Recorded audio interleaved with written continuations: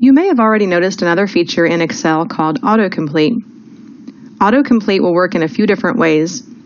When you start typing a formula such as the equal sign and then the name of a function or the start of a function, a list of functions will open. You can use your arrow key or your mouse to click on the function that you're looking for instead of having to type the entire function name. AutoComplete also works with text.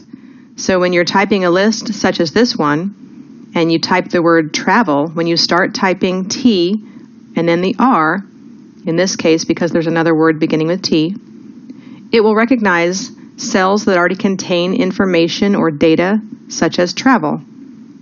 When the AutoComplete pops up, you can simply press the Enter key and the information will already be filled in for you. This is handy when you have a lot of information that may have repetitive data. It allows you to type less and do more. So that's AutoComplete.